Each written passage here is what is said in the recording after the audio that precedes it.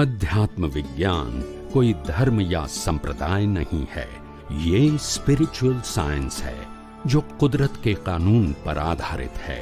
ये विज्ञान पूरे ब्रह्मांड के सभी रहस्यों को उजागर करता है और जीवन के सभी पहलुओं को समझने के लिए एक नई दृष्टि देता है। इसी को आर्ट ऑफ विजन कहते हैं, दुनिया को देखने की एक नई दृष्टि, जो अध्यात्म विज्ञानी परम पूज्य स्वामी श्री कमलेशानंद जी के निर्देशन में सनातन सत्य का अनुसंधान कर हमारे जीवन को प्रकाशित करे। जय सच्चिदानंद।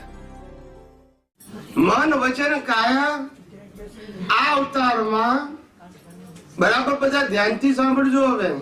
હવે હું તમને વ્યાખ્યા આપું છું, ડેફિનેશન શું આપું છું, જે બધાય માટે એટલે કે જીવ માત્ર માટે એક સરખી છે। કેવી?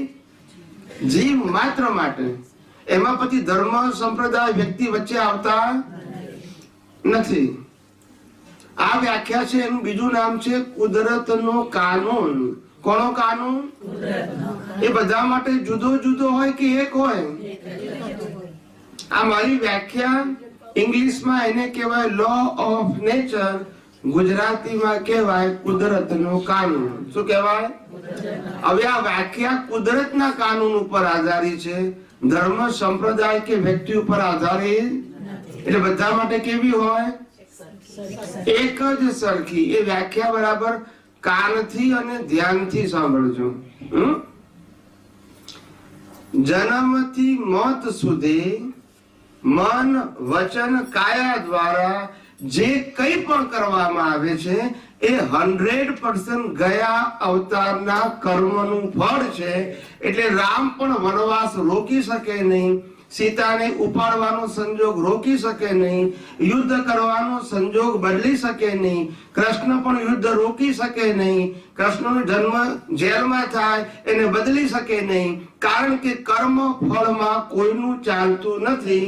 એ કુદરતના કાનૂન પ્રમાણે કુદરત ફળ આપે છે। તમે જે ગયા અવતારમાં કરેલા છે કર્મ પ્રમાણે એમાં આજે પસંદગી નથી। શું નથી? સમજી ગયા? હજારો દાખલા આપીશ કે જેમાં આપણી જન્મથી મોત સુધી મહાન પુરુષો પાસે નથી। સમજાય છે? ગાંધીજી પાસે ચોઈસ નથી, મારે ગોળી ખાવે કે નહીં, બોલતા નથી। એ પસંદગી હતી એમની, બોલો ને। તો કયા આધારે ગોળી વાગી? મરજીથી કે ગયા હતા કર્મથી? બોલો। આપણે આ જીવનની અંદર બરાબર ધ્યાનથી સાંભળજો બધા, ladies and gents all, this is a spiritual science. અને હું આધ્યાત્મ વિજ્ઞાન કહું છું, રિલિજિયસ નથી કહેતો। અને કુદરતનો કાનૂન બધા માટે કેવો હોય? અને ધર્મ સંપ્રદાયો બધામાં કેવા હોય? જુદા જુદા। એ યુનિવર્સલ, એ ઇન્ડિવિડ્યુઅલ હોય। કેવા હોય? દરેકની માન્યતા કેવી હોય? જુદી જુદી હોય। એટલે જે વસ્તુ જુદી જુદી હોય એમાંથી પરમેનન્ટ સોલ્યુશન મળે ના મળે, પણ જે યુનિવર્સલ ટ્રુથ હોય એનું સોલ્યુશન કેવું હોય? અને પરમેનન્ટ હોય કે ટેમ્પરરી હોય? સમજાય છે?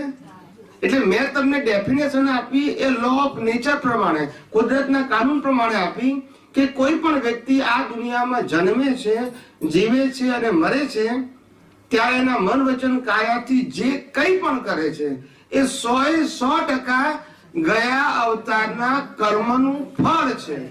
એમાં એની પાસે આજે ચોઈસ નથી, કારણ કે એક્ઝામ આપી છે, એનું શું છે? આ ફળ છે। એટલે સુખ દુઃખ કયા આધારે મળે છે? એ કર્મના ફળ રૂપે। અને આપે છે કોણ? કુદરત। કયા આધારે આપે છે? કુદરતના કાનૂન પ્રમાણે, કોઈ ધર્મ સંપ્રદાયના કાનૂન પ્રમાણે। એટલે બધાને કુદરત એના કર્મનું ફળ જુદું જુદું આપે કે ન્યાય પ્રમાણે આપે? એની મરજીથી આપે કે ન્યાયથી આપે? બોલો। એટલે કુદરતનો કાનૂન બધા માટે કેવો છે? એટલે કાનૂન ન્યુટ્રલ હોય કે પક્ષપાતી હોય? બોલો। સમજાય છે?